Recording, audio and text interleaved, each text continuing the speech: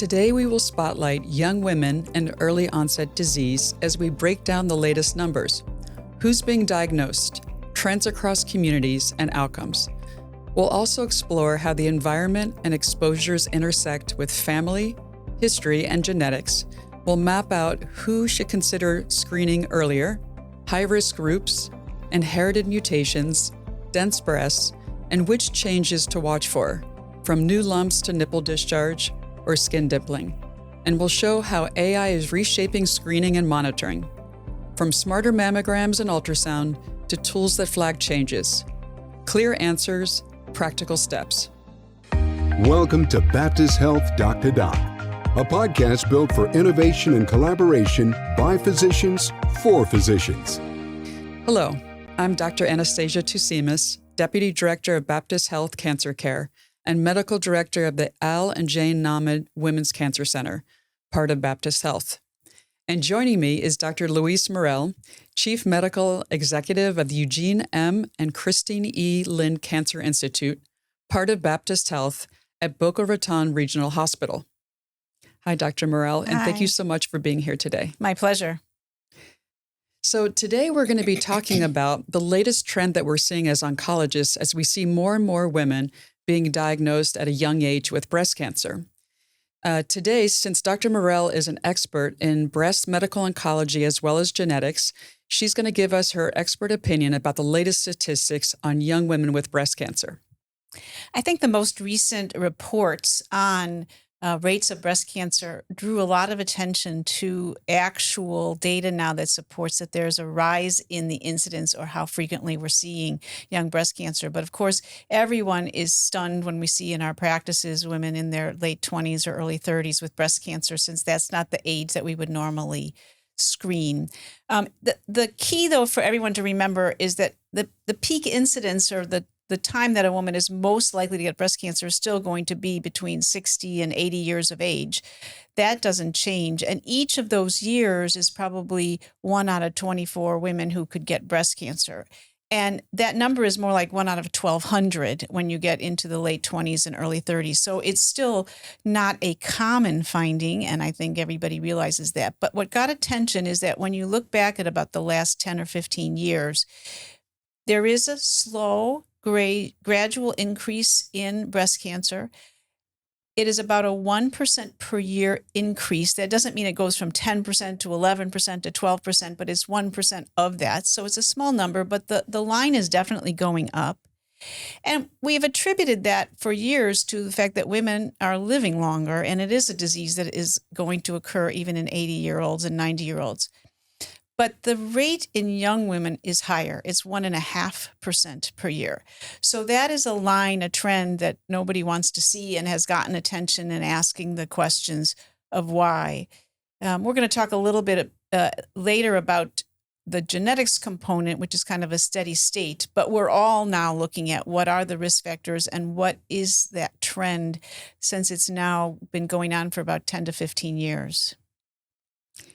Thank you for that information. As oncologists, when we see women present with early-onset breast cancer, which is women under the age of 45, they always wonder, what is it that caused the disease? And there's always a lot of concern about environmental risk factors and how this can contribute to the early onset of breast cancer.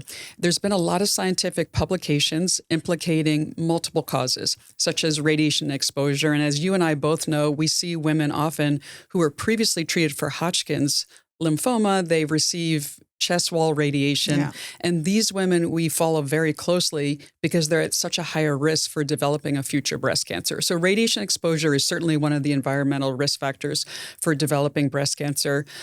Some other implicated causes are toxins such as BPA in plastic, and also some pesticides. So these are exposures that have been scientifically linked to an increased risk of breast cancer.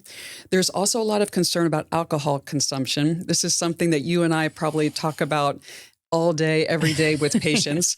And a lot of the recent data has shown that drinking alcohol, even in smaller consumptions, does increase your risk slightly for getting breast cancer. But obviously, the more you drink, the higher the risk is.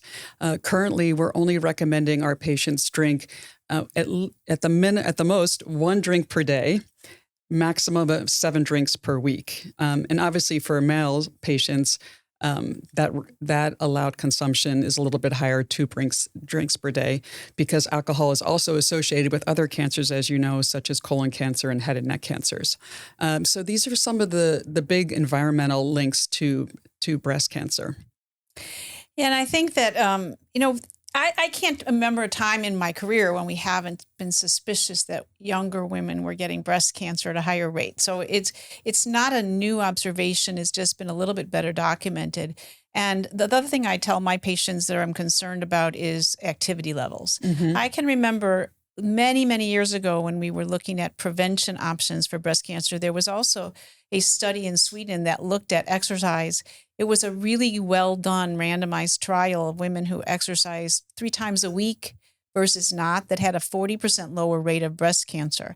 That's in the 90s now. So we're many years forward from that. And that was well before we were sort of getting into a more sedentary lifestyle. So I think that the combination of those things are leading us to sort of the best we can do for the average risk woman. Yeah. The comment I was going to make about genetics is that most everyone is familiar with the BRCA gene by now. In fact, there was a podcast I just listened to from here that was from Dr. Matir Negron about the BRCA gene. The BRCA gene only accounts for about 25 or 30% of breast cancers under the age of 40. So in spite of the fact that it is an important risk factor, it is still not explaining everybody, or not the only way we're going to be able to identify early onset breast cancers.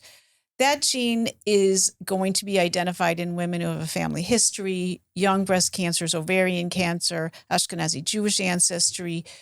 Some other cancers like pancreas may also be associated with it. Anybody who has those family history factors ought to get tested. And the reason we're saying that now is because testing has become easy. Mm-hmm. It used to cost thousands and thousands of dollars, take months to get a report, and you could only test one gene at a time. It is now something that's really available to everyone. As a result, most insurances are covering it, and the self-pay rates should be no more than $250, which is not nothing, but it's not more than a chemistry profile, and you only need to do it once in your lifetime. The problem we have is that the women we would like to do genetic testing on and identify with the gene aren't coming for mammograms yet. Mm-hmm. They're 25 years old to 40 are not women we would normally do screening on, but we want to if they have the BRCA gene. So we have to count on our colleagues, our history taking, our outreach physicians to recognize that they can do this test one time and get it answered. So if they have a family history, it's not difficult to get testing done anymore. And it gives us the opportunity to identify those women who should be screened. And remember that those genes can cause as much as an 80% lifetime risk of breast cancer, or a 3% per year risk in a woman who's 30 years of age compared to a 0.2% or something. So it's really an important risk factor for a very small subgroup, and we're very much looking for opportunities to offer that testing so we can identify the women who could do screening and who could do early diagnosis and then prevention of ovarian cancer in the future. So when you have a young patient who presents with the BRCA gene, how do you recommend that she screen herself every year? And at what age do you recommend that she starts screening? So in general, it's like the other rules. If there's a cancer that's young in the family, 10 years younger than the youngest cancer, but we never start before age 25. And for the BRCA patients. In many parts of the world, we start doing mammogram and MRI at 30. And if it's BRCA1 or in some BRCA2, we'll start MRIs between 25 and 30. So it's a 15-year earlier, or at least a 10-year earlier screening. And we have to use breast MRI to count on those early detection in those young women, because the breasts are so dense on the mammogram.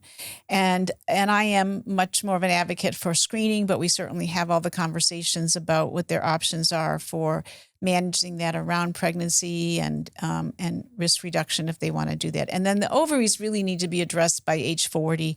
So it doesn't have to be scary in terms of if you want to have natural childbirth and go through that, because it's really just saying, let's not plan to have our children at 45. Mm-hmm. And can you share with our listeners Because a lot of patients who are in their 20s will ask for a mammogram, and some of them are also have some concern about radiation exposure at a young age. Is there any data showing that we shouldn't do mammograms at a very young age because of radiation exposure?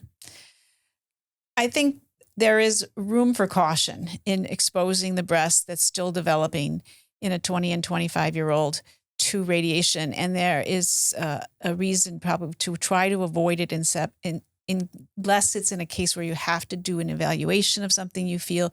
But on a routine basis, I would prefer not to expose younger women to radiation of mammograms. Yeah, I completely agree. And you and I both know that mammography is not a perfect tool, and it can miss up to 10% of breast cancers, especially in a dense breast in a young woman. How do you think that AI is going to reshape the way we screen and monitor patients? Well, AI in imaging is one of the most impressive results I think that we're seeing. And the Baptist mammogram centers and up at Lynn Cancer Institute and the Women's Institute, AI has been an early part. We've been early adapters to that. In fact, have been publishing data on it. And I think what I tell patients, and I've observed it, is that this is not AI reading the mammogram. This is the radiologist reading the mammogram, and then the artificial intelligence tool is assisting them or being a second reader. And it's particularly good because as any doctor, as any person, you're going to focus in on an abnormality or a density. What AI can do is look at all the tissues around it that are normal. Is there some kind of vessel? Is there some kind of other activity in the environment of what we're seeing? It's led to a 23% improvement in the detection rate in breast cancer when AI is added to the radiologist. And so, and that's without extra biopsies. So that's something that is being incorporated across the system. And it is a really helpful tool, because if mammogram is better, then early detection is better, then everything is better. A lot of the advancements in outcomes for breast cancer for all ages has come over the years from early detection. And so having this tool available is really an advancement. Yeah, absolutely. I think it's going to be transformative. It's actually going to make the job of the radiologist a lot easier, much more efficient. So we also get, in addition to the BRCA patients, which have a very clear guideline of how they're screened and when they start screening, we also get a lot of questions about how do you screen women that don't have the gene for breast cancer, and when they should start screening, say, a patient who has a strong family history of breast cancer and a first-degree relative like a mother or sister. What do you recommend to them for early breast cancer screening? So when we do genetic testing on women, especially for family history, we know that probably 90 to 95% of them are going to have a normal result. I mean, it depends on the scenario, but the vast majority, far more of them, even with a family history, are not going to find the gene. And so we really put this into the category of breast cancer risk assessment and individualizing imaging and personalizing that. I take this as a very great opportunity to figure out what should you do. So it's not just a prescription for the patient. Now, there's a tool, it's called the Tyrer-Cuzick tool, and that is a good tool, but it takes a fair amount of detailed data entry to actually get the most accurate version of it. I think it's well worth every woman at one time going through that more detailed version of it, whether that's something they even do themselves online or go to a subspecialist or a breast center to have this done. You can get a lot of reports, but it's data in, data out. So you want to have a very accurate assessment and then use the guidelines to say who should have ultrasound added, who should have additional imaging. We've been using contrast mammogram or breast MRI in our higher risk women. And also to remember that it's something that will change during your lifetime. So your score at 42 is not going to be your score at 65. And so it doesn't mean that you have to continue to do MRIs the whole time. Your breast density may change. Those calculations can change over time. So it's a useful tool that we use to figure out, because I don't want to expose women to undue fear or undue imaging And you can combine that, especially in younger women where the decision-making is so important. So you have 3 or 4 family members with breast cancer. Your risk could be very similar to BRCA. If somebody had it at 39, you should start earlier. And those tools can help us identify who those are. So it's a risk assessment kind of appointment that's well worth having. Yeah, that brings up a great point because I think there's so much confusion surrounding the guidelines. And the American Cancer Society also stresses that if you don't have the gene or if you don't have a strong family history, you should still start screening at the age of 40 and then every year thereafter. And I think if you bring up a great point because you have to individualize the risk. And if they're at a high risk or if they have the BRCA gene, then they obviously go into a different category. They start earlier and their screening is more robust. So when we see these patients that are young and that are diagnosed with breast cancer, it's such a dilemma because there's so many different factors that these young women are facing. And one of the biggest factors is if they want to preserve their fertility, Right. how do they do that? And we all know that chemotherapy can really affect the fertility and how do we preserve it?